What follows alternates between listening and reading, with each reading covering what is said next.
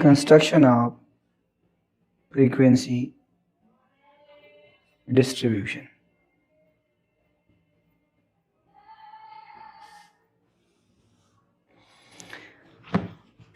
Frequency distribution को जब हम कंस्ट्रक्ट करेंगे तो हम वही 6 स्टेप्स जो है 7 स्टेप फॉलो करेंगे। स्टेप नंबर वन है नंबर ऑफ क्लासेस डिटरमाइन करना। Number of classes decide upon the number of classes which is equal to k equal to 1.33 log of n।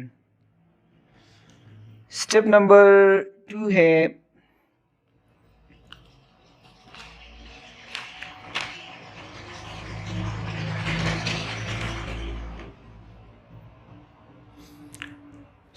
है रेंज मालूम करना। Range of variation which is equal to x maximum minus range हमारे साथ है x maximum minus x minimum. Step number 3 हमारे साथ है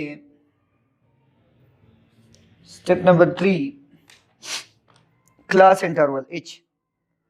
range of variation divided by number of classes k, this is your h। Step number 4 है हमारे साथ decide the lower limit of the lowest class। decide the lower limit of the lowest class। and step number 5 है हमारे साथ determine the remaining class limit। determine the remaining class limit। remaining class limits। Step number 6 है हमारे साथ distribute the data into concerned classes। allocate data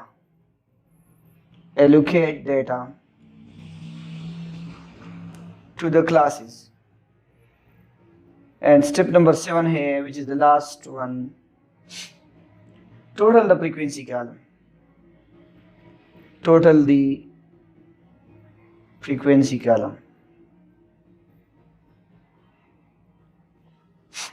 ये 7 steps हैं, इसको हम फॉलो करेंगे और इसके बाद जो है हम फ्रीक्वेंसी डिस्ट्रीब्यूशन को कंस्ट्रक्ट करेंगे। तो हम डेटा सेट लेते हैं, एक स्मॉल सेट ऑफ डेटा हम लेते हैं ताकि कैलकुलेशन में हमारे साथ आसानी हो। Suppose we have a data set that in a previous example we explained that, so we are taking that data set। that data set will consist of 2, 4, 5 and 7। here the number of observation here is 4। the total number of observation in the data set is 4। now we construct a frequency distribution of this data set। so we start from step number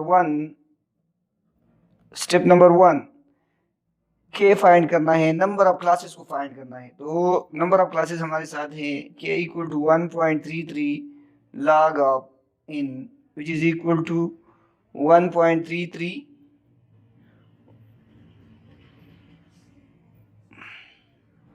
1 plus 3.33 log of n 1 plus 3.33 log of n, ये है। तो अब values put करें इसमें 1 plus 1 3.33 log of 4, ये आपके साथ आएगा 3.33 मल्टीप्लाइड बाय log of 4 से आता है 0.60। So this will be equal to 2.98।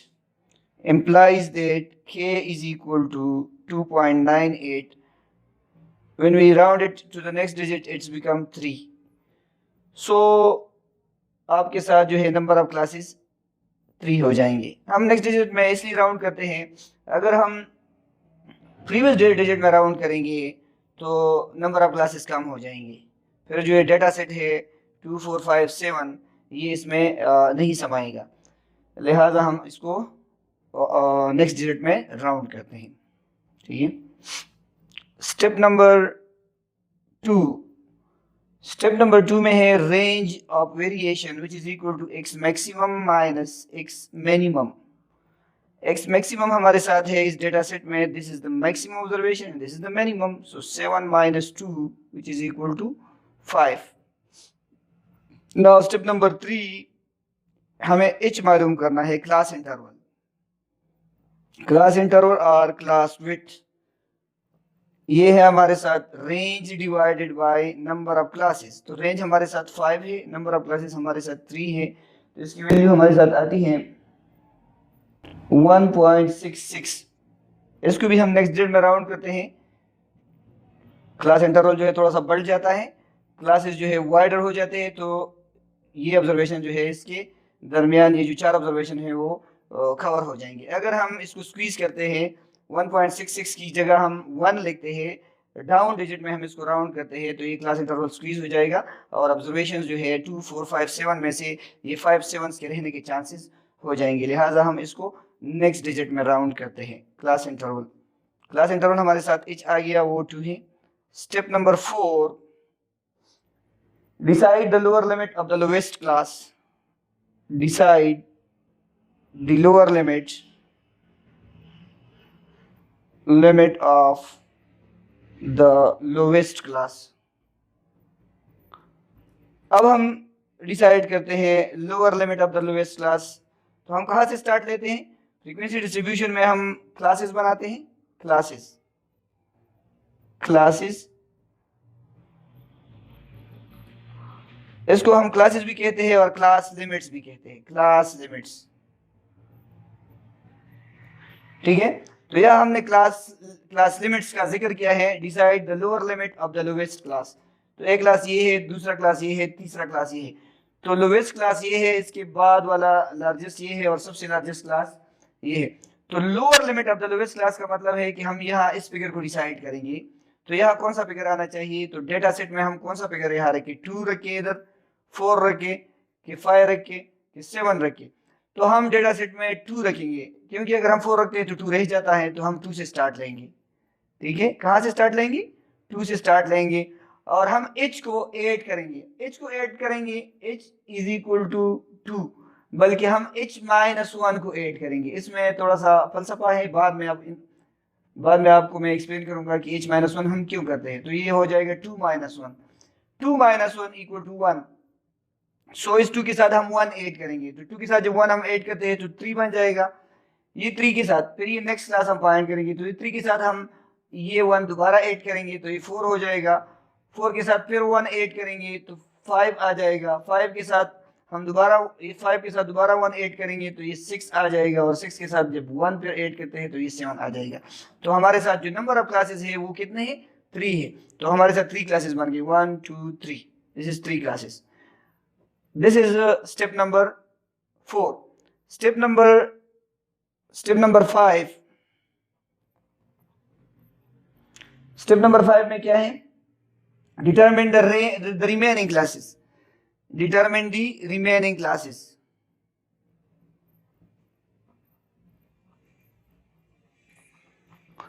Determine the remaining classes. Remaining classes को हमने इस स्टेप में, ये स्टेप नंबर 4 में हमने इसको डिसाइड किया, और स्टेप नंबर 5 भी हो गया, रिमेनिंग क्लासेस को भी हमने डिसाइड किया। तो स्टेप नंबर 4 स्टेप नंबर 5 हो गया। अब step number 6, distribute the data into concern classes. Step number 6, step number 6 में क्या है, distribute the data, distribute the data among the classes, among the classes में आप डेटा को डिस्ट्रीब्यूट करें। तो यह हम डिस्ट्रीब्यूशन करते हैं बाकी डेटा सेट के। हमने 2 के बारे में डिसाइड किया और इसके बाद हमने क्लास लिमिट बनाए। अब हम डिस्ट्रीब्यूट किस तरह करेंगे, टेली शीट बनाएंगे। टेली शीट क्या है, हम डेटा सेट से को, ये हमारा डेटा सेट है 2 4 5 7, ये 2 4 5 7। तो टेली शीट में हम पहले 2 से स्टार्ट लेते हैं। 2 किस क्लास में आता है? 2 to 3 में आता है कि 4 to 5 में आता है? 2 जो है 2 to 3 में आता है, तो हम यहाँ एक लाइन लगाएंगे। इसके बाद 4 आता है। 4 कौन सी क्लास में आता है? 4 इस क्लास में आता है। 4 to 5 में आता है, तो यहाँ हम एक लाइन लगाएंगे। फिर इसके बाद 5 आता है। 5 कौन सी क्लास में आता है? वो भी इसी क्लास में आता है, तो इसकी एक और लाइन लगाएंगे। और 7 जो है वो इस क्लास में आता है। तो ऐसे टैली शीट अगर आपके साथ 100 ऑब्जर्वेशन है, या आपके साथ अगर 100 ऑब्जर्वेशन है, तो आप पहले ऑब्जर्वेशन स्टार्ट लेंगे, और जिस जिस क्लास में वो ऑब्जर्वेशन बिलोंग करेगा वहाँ आप जो है लाइन लगाएंगे। लेकिन हमने सिंपलिसिटी के लिए ये थोड़ा सा शॉर्ट डेटा लिया है, ठीक है। तो ये टेली शीट बन गया। तो हमने डिस्ट्रीब्यूट किया, 6 स्टेप डिस्ट्रीब्यूशन की हमने ऑब्जर्वेशन को एमंग दीस क्लासेस। इस क्लास में एक ऑब्जर्वेशन, इस क्लास में 2 ऑब्जर्वेशन, और इस क्लास में 1 ऑब्जर्वेशन, हमने डिस्ट्रीब्यूशन की। स्टेप नंबर 7 क्या है? Total the frequency column. Frequency column को आप टोटल करें। फ्रीक्वेंसी कॉलम को आप किस तरह टोटल करेंगे? फ्रीक्वेंसी कॉलम यहाँ हम बनाएंगे, और ये जो आपने लाइन लगाई है, इस लाइन को गिनना है। 1 इधर 1 लाइन है तो हम इधर 1 लिखेंगे। यहाँ 2 लाइन है, 1 2, तो यहाँ 2 लिखेंगे, और यहाँ 1 है तो 1 लिखेंगे। तो इस तरह ये आपके साथ 1 2 3 1 4, तो आपके साथ टोटल ऑब्जर्वेशन जो है वो n के बराबर आ गई, which is equal to sum of f। Sum of f frequency total जो है आपके साथ आएगा। So what does it mean? This is the frequency distribution, 2 to 3 4 to 5 and 1 to 1. So this is the required frequency distribution. Construction of frequency distribution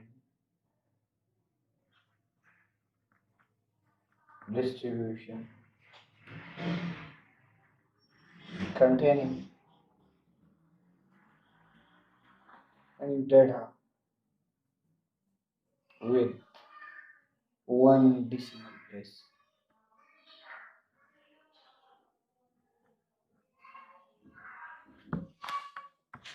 Suppose we have a data set.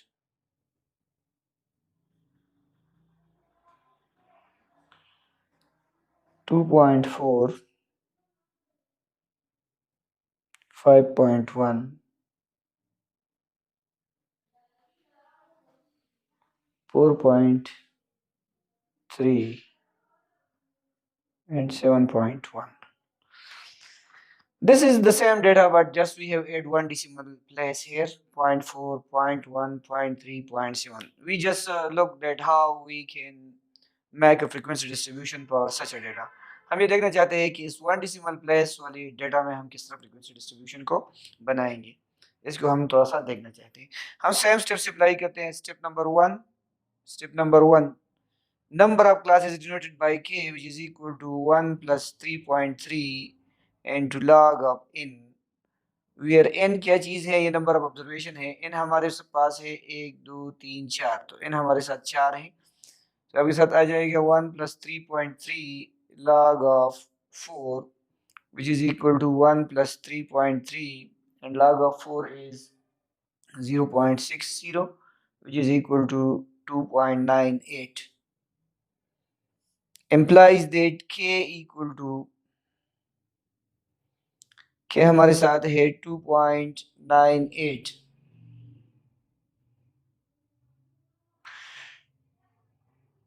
which is approximately equal to 3. So we need to construct 3 classes here. Step number 2, and step number 2, we find R, range of variation, which is equal to x maximum minus x minimum, which is equal to maximum observation 7.1 है, और minimum जो है वो 2.4 है। तो आपके साथ, तो हमारे साथ इसकी वैल्यू आती है 4.7. So implies that range of variation is equal to 4.7. Step number 3, class interval. Class interval हमारे साथ आ जाएगा r divided by number of classes k. So r हमारे साथ 4.7 है और k हमारे साथ 3 है, तो इसकी वैल्यू हमारे साथ आती है 4.7 divided by 3, which is equal to 1.5, which is approximately equal to 2. So h must be 2, just like the previous one. Step number 4, decide the lower limit of the lowest class.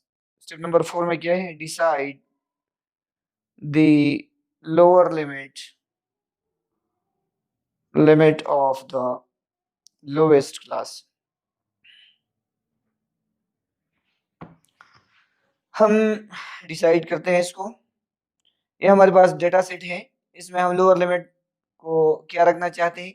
2 रखना चाहते हैं, क्योंकि जब 2 से हम स्टार्ट लेंगे तो जो आगे हमारे साथ इंटरवल बनता है उसमें ये 2.4 आ जाएगा। ठीक है, तो decide the lower limit of the lowest class, हम डिसाइड करते हैं इसको। This is the class that we have class. Decide the lower limit of the lowest class, we decide the same value 2. That is, this is 2.4, but we consider here 2. 2 is the lower limit of the lowest class. ये lowest class है, इससे highest class ये है और इससे highest class ये है। तो lowest class का जो lower limit है वो 2 है। upper limit हम specify करेंगे। Step number 5 में क्या है? Determine the remaining classes. Determine the remaining classes हम determine करेंगे। तो इसके लिए strategy ये है कि क्या करना है हमें, थोड़ा सा यहाँ टेक्निकलिटी है। हम इस तरह करेंगे, इस तरह ये जो क्लास इंटरवल है हमारे साथ वो 2 है। ठीक है, तो 2 के साथ हम क्या ऐड करना है? हमें ऐड करना है h माइनस 0.1, इसको ऐड करना है। ठीक है, इससे जो डिस्क्रीट डेटा सेट था इससे पहले जिसमें पॉइंट्स ये पॉइंट्स की ऑब्जर्वेशंस नहीं थे, तो उसमें हमने किया था h इक्वल टू, हमने किया था h माइनस 1, इस तरह किया था। जो डिस्क्रीट डेटा सेट था होल इंटीजर से, उससे हमने 1 सब्ट्रैक्ट किया था, और जब यहाँ इसमें 1 डेसिमल प्लेस है तो इससे हम 0.1 सब्ट्रैक्ट करते हैं।